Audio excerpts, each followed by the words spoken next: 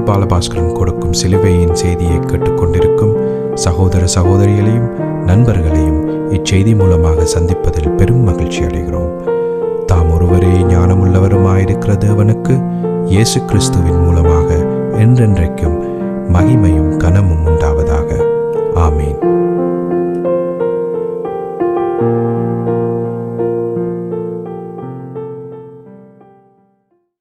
நான் போல் பாலபாஸ்கரன். நான் ஒரு இவாஞ்சலிஸ்ட்.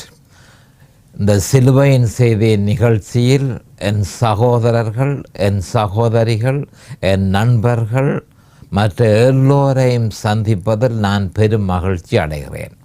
இந்த அருமையான நேரத்தை கர்த்தர்களுக்கு ஒதுக்கி தந்தார். அதற்காக இன்றைக்கும் சோஸ்திரம். வேத வார்த்தைகளை உங்களோடு பகிர்ந்து கொள்வதே என்னுடைய முக்கியமான நோக்கமாகும். வேத வார்த்தையே இயேசு கிறிஸ்து எனவும் இயேசு கிறிஸ்துவே வேத வார்த்தை என்பதை நாம் அறிந்து கொள்ள வேண்டும். இதை யோவான் 1:1 தேவன் வசனமாயிருக்கிறார், தேவன் வார்த்தையாக இருக்கிறார், வார்த்தை தேவனாக இருக்கிறார் என்று சொல்லப்பட்டிருக்கிறது. அந்த வார்த்தை மாம்சமாக வந்தார் என்று சொல்லி யோவான் 1:14 சொல்லப்பட்டிருக்கிறது. 1:29 அவர் மாம்சமாக வந்து தன்னை பலியாக சிலுவையில் ஒப்பு கொடுத்தார் என்று சொல்லப்பட்டிருக்கிறது. அப்போ 1:29 இதோ உலகத்தின் பாவங்களை சுமந்து தீர்க்கிற தேவ ஆட்டுக்குட்டி. அப்போ தேவ ஆட்டுக்குட்டியாக தன்னை இந்த மனுஷனுடைய பாவத்திலிருந்து விடுதலை அடைவதற்காக தன்னை பலியாக கொடுத்தார் என்பதை நாம் அறிந்திருக்கிறோம். அப்போ சுருக்கமாக வேத வார்த்தை தேவனை பற்றியது, தேவன் வார்த்தையை பற்றியது. அப்போ வார்த்தையும் இயேசு கிறிஸ்துவும் ஒன்றென்றது இந்த வேத வாக்கியங்களில் நிரூபிக்கப்பட்டு இருக்கிறது. ஆனபடியால் தான் வேத வார்த்தை மிக மிக முக்கியமான ஒரு விஷயம். அதனை உங்களோடு பகிர்ந்து கொள்வதற்காக இந்த நேரத்தை கர்த்தர்களுக்கு ஒதுக்கி தந்திருக்கிறார். இந்த சிலுவையின் செய்தி என்ற இந்த நிகழ்ச்சியினுடைய முக்கியமான நோக்கத்தை நான் அடிக்கடி உங்களுக்கு சொல்கிறது வழக்கம். காரணம், தொடர்பு இருக்க வேணும். நாங்கள் கேட்கிற செய்தியோட தொடர்பு இருக்க வேணும் என்றதன் நிமித்தமே நான் அதனை அடிக்கடி சொல்லி கொண்டு வருகிறேன். சிலுவையின் செய்தியினுடைய முக்கியமான நோக்கம் ரோமர் 6, ரோமர் 7, ரோமர் 8 அதிகாரத்தை பிரசங்கிப்பதே அதனுடைய அடிப்படை நோக்கமாக இருக்கிறது. அப்போ அந்த 3 அதிகாரங்களிலும் ஜெயம் கொண்ட கிறிஸ்தவ வாழ்க்கையை வாழ்வதற்கு தேவனால் நியமிக்கப்பட்ட வழிமுறை அங்கே சொல்லப்பட்டிருக்கிறது. அதை நாங்கள் நான் பிரசங்கிக்கிறதற்கு முதல் சிலுவையை பற்றி மேலெழுந்த வாரியாக ஒரு அறிவை கேட்டுக்கொண்டிருப்பவர்கள் பெற்றுக்கொள்ள வேண்டும் என்பதற்காகவே அடிப்படையான வேத வாக்கியங்கள், சிலுவையை பற்றி அடிப்படை வேத வாக்கியங்களை எடுத்து முதலில் நான் அதை பிரசங்கித்து கொண்டிருக்கிறேன். அப்போ அதில் ஒரு அளவு அறிவு நாங்கள் பெற்றுக்கொள்வோம். அதை நாங்கள் பெற்றுக்கொண்ட பிறகு ரோமர் 6, ரோமர் 7, 8 நான் பிரசங்கிக்கும் பொழுது அதை இலகுவாக கேட்பவர்கள் அதை கிரகித்து கொள்ள முடியும், அதை உணர்ந்து கொள்ள முடியும், அதை அறிந்து கொள்ள முடியும். அது ஒரு முக்கியமான ஒரு வசனங்கள். அப்போ நாம் அறிந்து கொள்ள வேண்டியது இந்த அடிப்படை வேத வாக்கியம் என்ன. இப்போ தொடர்ச்சியாக இந்த செய்திகள் எல்லாத்திலும் ஒரே ஒரு அடிப்படை வேத வாக்கியத்தை நான் எடுத்து அதனை பிரசங்கித்து கொண்டிருக்கிறேன். அந்த அடிப்படை வேத வாக்கியம் 1 கொரிந்தியர் 2:2. அப்போ இதே நீங்கள் இந்த இப்படியாக இதை திருப்பி இந்த 1 கொரிந்தியர் 2:2 சொல்லுறீர்கள் என்று சொல்லி சில கிறிஸ்தவர்கள் அதை அறிய விரும்புவார்கள். அப்போ 1 கொரிந்தியர் 2:2 நான் திருப்பி அடுத்தடுத்து சொல்லி கொண்டிருக்கிறதுன்ற காரணம், அந்த வேத வார்த்தை ஒவ்வொரு கிறிஸ்தவனுடைய இருதயத்திலும் உறுதியாக நாட்டப்பட வேணும். அவனுடைய இருதயத்தில் உறுதியாக நாட்டப்படும் பொழுது, அவனுக்கு ஒரு சிக்கல் ஏற்படும் பொழுது, அவனுக்கு ஒரு வேதனை துன்பம் ஏற்படும் பொழுது பரிசுத்த ஆவியானவர் அவனை அந்த வசனத்துக்கு இழுத்து கொண்டு போவார். ஆனபடியால் தான் அது மிக முக்கியமான வேத வாக்கியம்.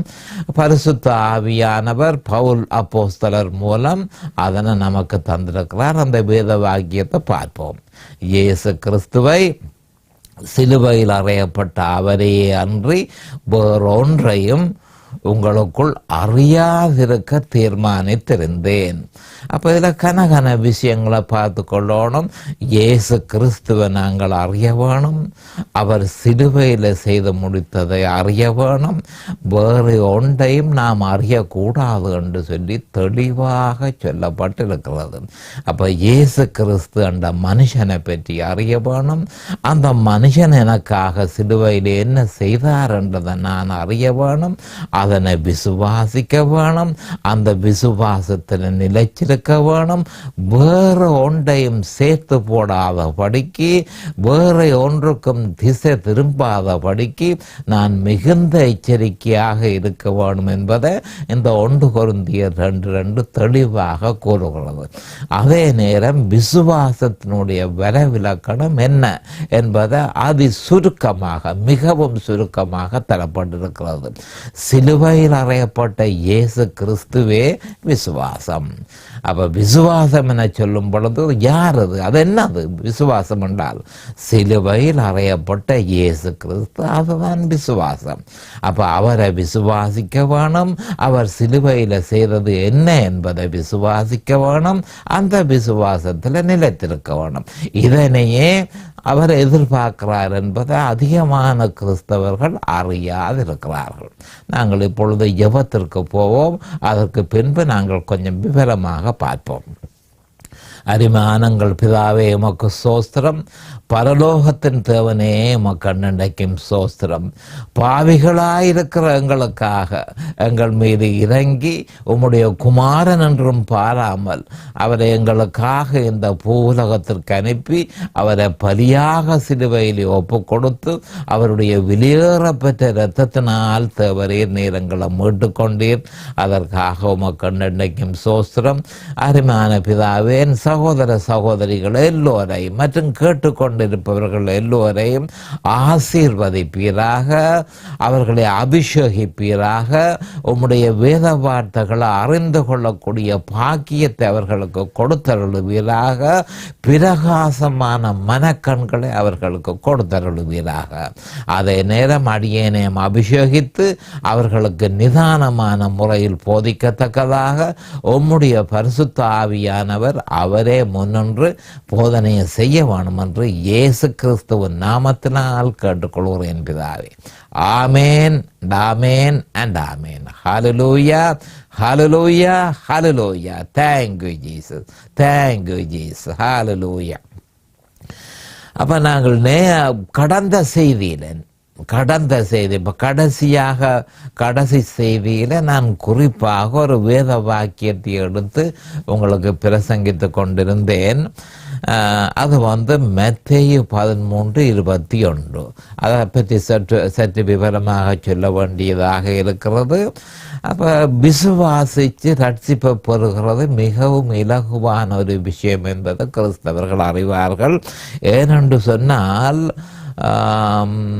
ரோமர் 10:13 சொல்லப்பட்டிருக்கிறது, கர்த்தருடைய நாமத்தை தொழுது கொள்ளுகிற எவனும் ரட்சிக்கப்படுவான் என்று சொல்லப்பட்டிருக்கிறது. மறுபடியும் சொல்லுகிறேன், கர்த்தருடைய ரோமர் 10:13 சொல்லப்பட்டிருக்கிறது, கர்த்தருடைய நாமத்தை தொழுது கொள்ளுகிற எவனும் ரட்சிக்கப்படுவான். அவ்வளவு இலகுவாக்கி வைத்திருக்கிறார் ஆண்டவர். அப்போ ரட்சிக்கப்பட்ட உடனே ரட்சிக்கப்படுகிறது இலகுவான ஒரு விஷயம். ஆனால் ரட்சிக்கப்பட்ட உடனே அவன் மறுபிறப்பு. எவன் இயேசு கிறிஸ்துவ மனதார ஏற்றுக்கொண்டு எவன் இயேசு கிறிஸ்து சிலுவையில் செய்ததை மனதார ஏற்றுக்கொள்கிறானோ அவனுக்கு ரட்சிப்பு கிடைக்கிறது. அவன் மறுபிறப்பு பெறுகிறான்.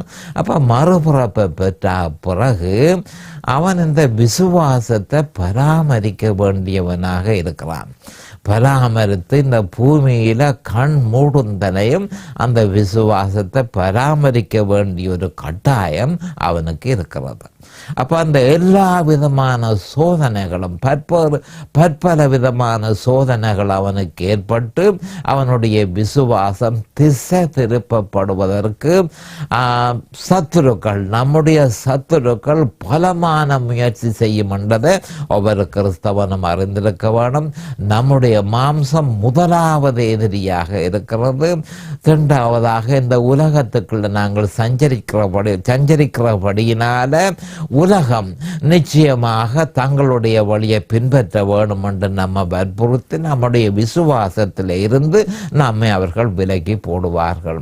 கோடான கோடி பிசாசுகள் நமக்கு எதிராக யுத்தம் செய்கிறபடியினால் அவைகளும் நம்முடைய விசுவாசத்தை எப்படியாவது சிலுவையில் அறையப்பட்ட இயேசு கிறிஸ்துவை விட்டு விலக்கி வேறு எதற்கும் திசை திருப்புவதற்கு தம்மாலே ஆன அவ்வளவு முயற்சியையும் செய்வார்கள் என்பதை நிச்சயமாக கிறிஸ்தவர்கள் அறிவார்களாக. ஆனபடியால் ரட்சிக்கப்படுகிறது இலகுவான விஷயம். ரட்சிக்கப்பட்ட பின்பு தேவனிடத்தில் இருந்து நமக்கு பரிசாக கிடைத்த அந்த விசுவாசம், அந்த விசுவாசம் தி ஃபெய்த் என்று சொல்லப்படுகிறது. அப்ப அந்த விசுவாசம் என்ன?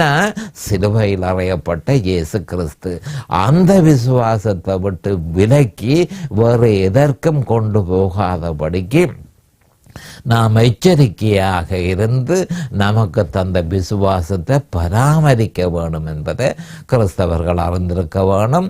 ஆனால் துரதிர்ஷ்டவசமாக ஏறத்தாழ 75% மேற்பட்ட கிறிஸ்தவர்கள் 75% மேற்பட்ட கிறிஸ்தவர்கள் விசுவாசத்தை விட்டு விலகி அவர்கள் மரித்தவுடன் பாதாளத்துக்குள்ள தள்ளப்படுகிறார்கள் என்று சொல்லி நம்முடைய ஆண்டவராகிய இயேசு கிறிஸ்து மத்தேயு 7ஆம் அதிகாரத்திலேயும் லூக்கா 13ஆம் அதிகாரத்திலும் தெளிவாக கூறியிருக்கிறது நாம் காணக்கூடியதாக இருக்கிறது.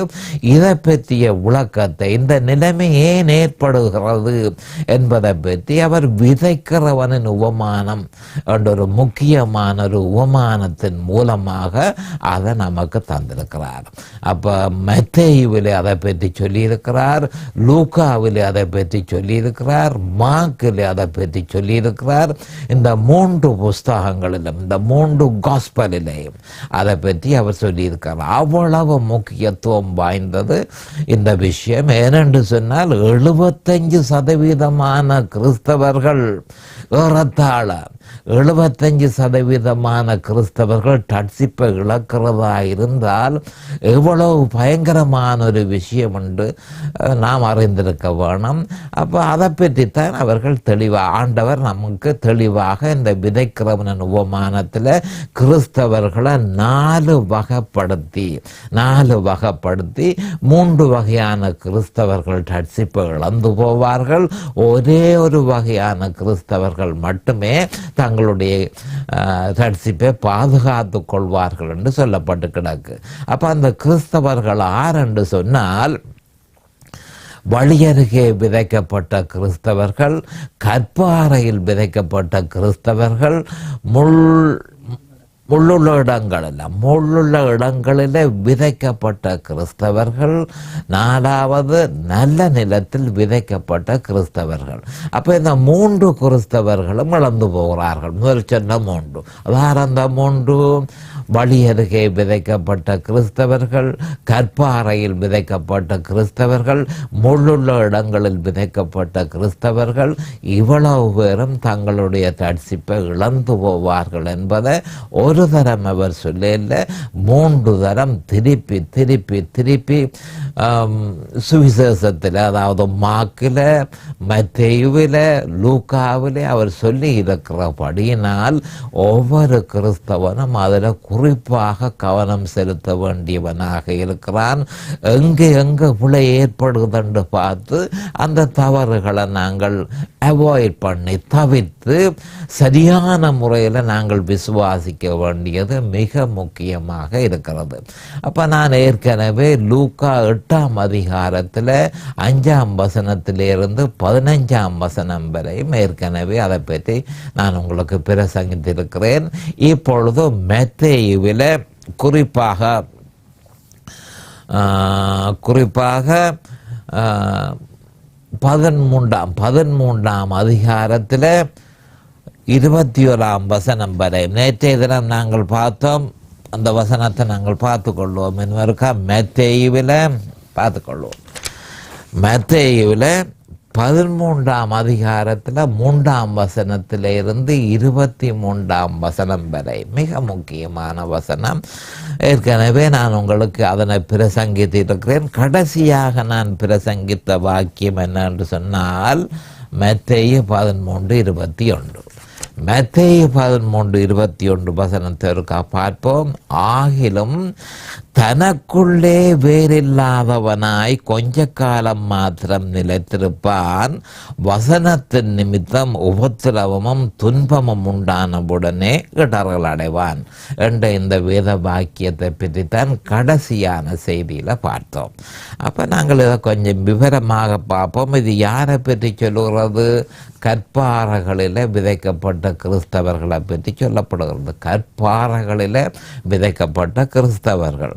அப்போ இயேசு கிறிஸ்துவை சந்தோஷமாக இவர்கள் ஏற்றுக்கொண்டார்கள், இவர்கள் ரட்சிக்கப்பட்டார்கள். ஆனால் என்ன பிரச்சனை வருகிறது என்று சொன்னால் வசனத்தின் நிமித்தம். வசனத்தின் நிமித்தம் அவர்களுக்கு என்னென்ன ஏற்படுகிறது? அவர்களுக்கு உபத்திரவம் ஏற்படுகிறது, அவர்களுக்கு துன்பம் ஏற்படுகிறது, அவர்களுக்கு இடரல் ஏற்படுகிறது என்று இந்த அந்த மூன்று முக்கியமான விஷயத்தை பற்றி இந்த வேத வாக்கியத்தில் குறிப்பிடப்பட்டிருக்கிறது. மறுபடியும் சொல்கிறேன், வசனத்தின் நிமித்தம். எந்த வசனத்தின் நிமித்தம் என்றதை நாம் அறிந்து கொள்ள வேண்டும். சிலுவையில் அறையப்பட்ட இயேசு கிறிஸ்துவை பற்றிய வசனம், அதுதான் முக்கியமான வசனம். அப்போ அந்த வசனத்தை அவர்கள் ஏற்றுக்கொண்ட உடனே அந்த வசனத்தை அவர்கள் சரியான முறையில் ஏற்றுக்கொண்டார்களா, மனதால் ஏற்றுக்கொண்டார்களா அல்லது இருதயத்தால் ஏற்றுக்கொண்டார்களா என்பது நிச்சயமாக சோதிக்கப்படும். அப்போ அதற்காக துன்பங்கள் ஏற்படலாம், அடுத்தது உபத்திரவம் ஏற்படலாம். அதாவது இயேசு கிறிஸ்துவ மனதார நீ ஏற்றுக்கொண்டாயா அல்லது உன்னுடைய மனதில் மட்டும் அவரை விசுவாசித்தாயா, அவரை இருதயத்தில் விசுவாசித்தாயா என்று சொல்லி அது சோதிக்கப்படும். அப்ப இயேசு கிறிஸ்துவை பற்றிய வசனம், சிலுவையில் அறையப்பட்ட இயேசு கிறிஸ்துவை பற்றிய வசனம் அதை கேட்டவனுக்கு துன்பத்தை ஏற்படுத்துகிறது, அதை கேட்டவனுக்கு உபத்திரவத்தை ஏற்படுத்துகிறது. மிக முக்கியமான ஒரு விஷயம். அடுத்ததாக அதை பற்றிய வசனத்தை கேட்டோன்னு, எதை பற்றிய வசனம்? சிலுவையில் அறையப்பட்ட இயேசு கிறிஸ்து என்ற அந்த வசனத்தை கேட்ட உடனே அநேகமான கிறிஸ்தவர்களுக்கு இடர்கள் ஏற்படுகிறது என்று சொல்லப்படுகிறது. இதுதான் ஆபத்தான ஒரு விஷயம். இடர்கள் ஏற்படுறது. அப்போ வருத்தம் ஏற்படுகிறது உண்டு, துன்பம் ஏற்படுகிறது உண்டு, ஆனால் இடர்கள் ஏற்படுகிறது இன்னொன்று. அப்போ இந்த மூன்று விதமான பிரச்சனைகளும் வந்த உடனே அவர்கள் தங்களுடைய விசுவாசத்தை விட்டு விலகி போவார்கள் என்று சொல்லி இந்த மத்தேயு 13:21 சொல்லப்பட்டிருக்கு. அப்போ நாங்கள் கடைசியாக இருக்கிற வசனத்தை பற்றி தான் பார்க்கிறோம். இடரல். அப்போ இந்த இடரல் என்றால் என்ன? சிலுவையை பற்றி வெறும் இடரல் என்று சொல்லுகிறது தான் நல்ல வசனமாக இருக்கிறது. அப்போ கலாத்தியர் 5:11 பவுல் அப்போஸ்தலர் இது பற்றி தெளிவாக குறிப்பிட்டிருக்கிறார். அவர் சொல்லுகிறது என்னவென்றால், சகோதரரே, இதுவரைக்கும் நான் விருத்த சேதனத்தை பிரசங்கிக்கிறவனாய் இருந்தால் என்னத்துக்கு துன்பப்படுகிறேன்? இதுவரைக்கும் என்னத்துக்கு துன்பப்படுகிறேன்? அப்படியானால் சிலுவையை பற்றி வரும் இடரல் ஒளிந்திருக்குமே. மறுபடியும் வாசிக்கிறேன். சகோதரரே, இதுவரைக்கும் நான் விருத்த சேதனத்தை பிரசங்கிக்கிறவனாய் இருந்தால் இதுவரைக்கும் என்னத்திற்கு துன்பப்படுகிறேன்? அப்படியானால் சிலுவையை பற்றி வரும் இடரல் ஒளிந்திருக்குமே என்று சொல்லப்பட்டிருக்கிறது. அப்ப இந்த சிலுவையை பற்றிய இடரல் என்ன என்று கொஞ்சம் விவரமாக நாங்கள் பார்க்க வேண்டியதாக இருக்கிறது. ஏனால் கிறிஸ்தவர்கள் வாழ்நாள் முழுக்க சிலுவையில் அறையப்பட்ட இயேசு கிறிஸ்துவை பற்றிய வசனத்தை அவர்கள் கேட்க வேண்டியவர்களாக இருக்கிறார்கள். ஆனால் அநேகமான கிறிஸ்தவர்களுக்கு அந்த வசனம் இடரலை ஏற்படுத்துகிறது என்று பவுல் அப்போஸ்தலர் சொல்லியிருக்கிறார். அப்போ அவர் சொல்லியிருக்கிறது என்ன என்று சொன்னால், விருத்த சேதனத்தை பிரசங்கிக்கிறவனாய் இருந்தால், அப்ப விருத்த சேதனம் நியாயப்பிரமாணத்தில் இருக்கிறது. ஓய்வு நாள் நியாய பிரமாணத்தில் இருக்கிறது. அப்ப நியாய பிரமாணங்களை பிரசங்கித்தால் எனக்கு ஒரு பிரச்சனையும் இல்லை. மனுஷ கற்பனைகளை பிரசங்கித்தேனாயிருந்தால் எனக்கு ஒரு பிரச்சனையும் இல்லை. மனுஷ கற்பனைகளை மனுஷ பிரமாணங்களை மனுஷ கற்பனைகளை நான் பிரசங்கித்தேனா இருந்தால் எனக்கு ஒரு பிரச்சனையும் இல்லை. ஆனால் சிலுவையில் அறையப்பட்ட இயேசு கிறிஸ்துவை நான் பிரசங்கித்த உடனே எல்லா விதமான துன்பமும் கிறிஸ்தவர்களால் எனக்கு அந்த துன்பம் அவர்கள் ஏற்படுத்துகிறார்கள், இடரலை ஏற்படுத்துகிறார்கள். அவர்கள் அதை ஏற்றுக்கொள்ளாமல் அவர்கள் இடரலை ஏற்படுத்துகிறார்கள் என்று சொல்லி பவுல் அப்போஸ்தலர் கலாத்தியர் 5:11 சொல்லியிருக்கிறார். அப்போ அது என்னத்துக்காக ஏற்படுது என்று சொல்லி, சிலுவையை பற்றிய வசனம், சிலுவையில் அறையப்பட்ட இயேசு கிறிஸ்துவை பற்றிய வசனத்தை பிரசங்கிக்கும் பொழுது அதை கேட்டு கிறிஸ்தவர்கள் இடரல் அடைகிறார்கள். ஏன் இடரல் அடைகிறார்கள்? அதில் என்ன பிழை இருக்கு? அது இலகுவானது தானே என்று சொல்லி அநேகமான கிறிஸ்தவர்கள் சொல்கிறத நாங்கள் கேட்கக்கூடியதாக இருக்கிறது.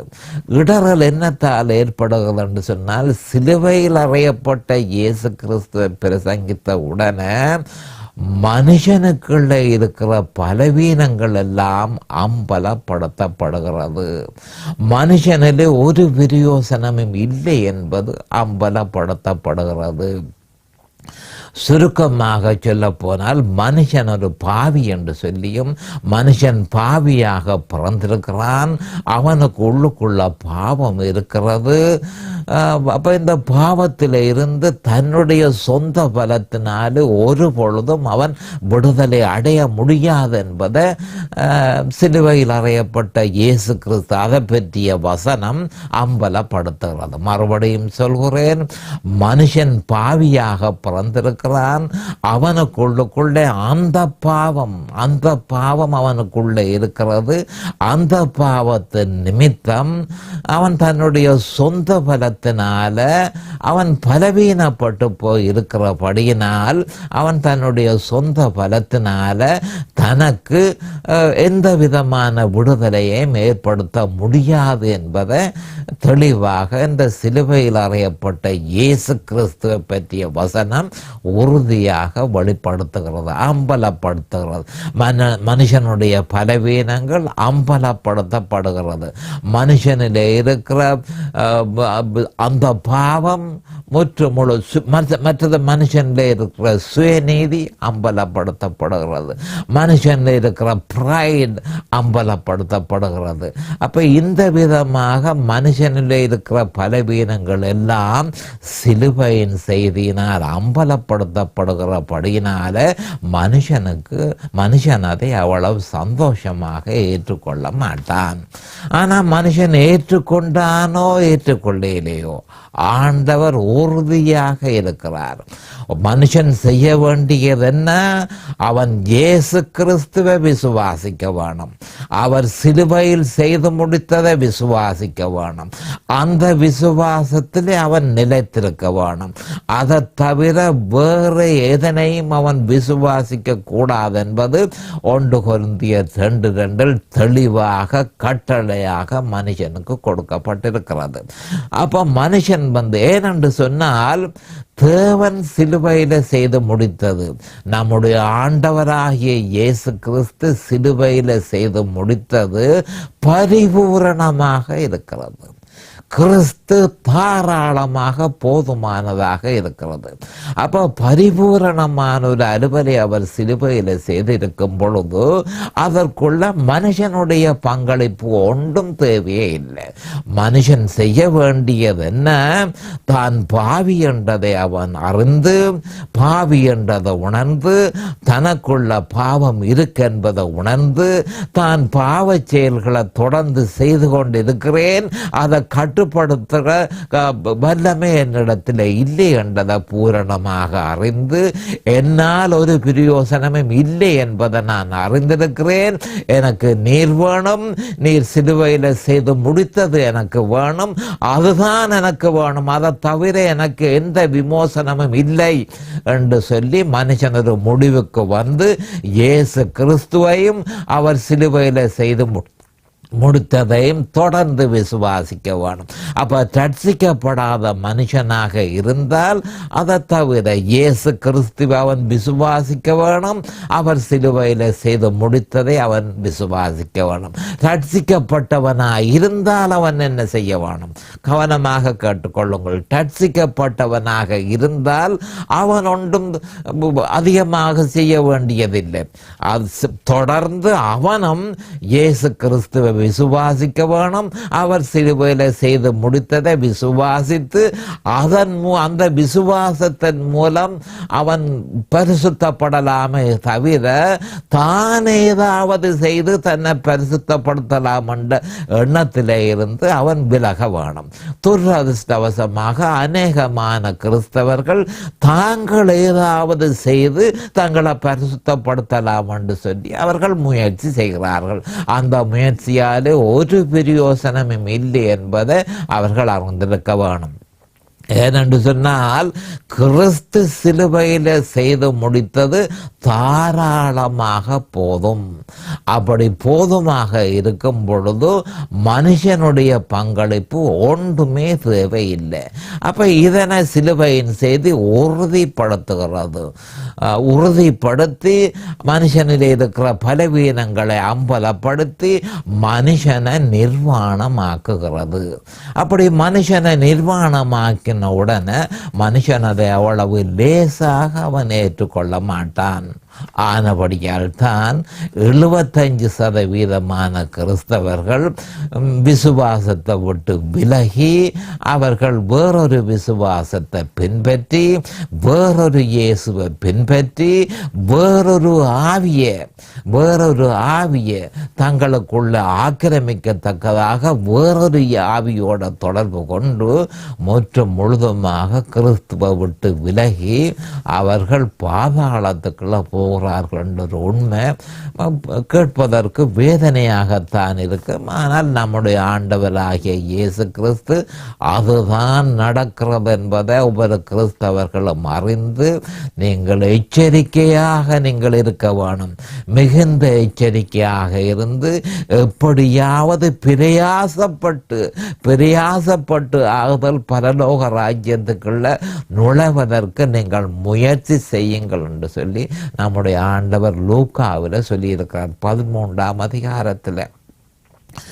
எவ்வளவு கஷ்டமாக இருந்தாலும் பிரயாசப்படுங்கள், பிரயாசப்பட்டு அதற்குள்ள எப்படியாவது நீங்கள் புகுந்திட வேணும் என்று சொல்லி நம்முடைய ஆண்டவர் சொல்லியிருக்கிறார். ஏனென்று சொன்னால் மனுஷன் இந்த உண்மையை ஏற்றுக்கொள்ள வேணும்.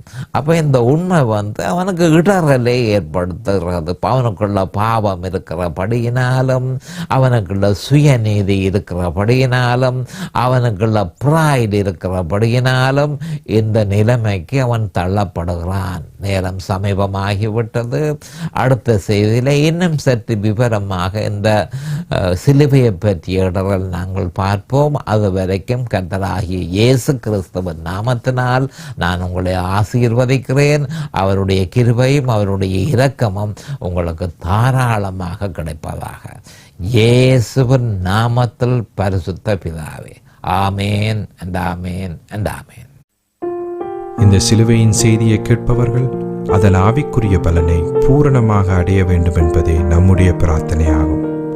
தொலைபேசி மூலம் தொடர்பு கொள்ள விரும்புவோர் 647-465-1224 மூலமும், இமெயில் மூலம் தொடர்பு கொள்ள விரும்புவோர் paulbalabaskaran@gmail.com மூலமும் தொடர்பு கொள்ளலாம்.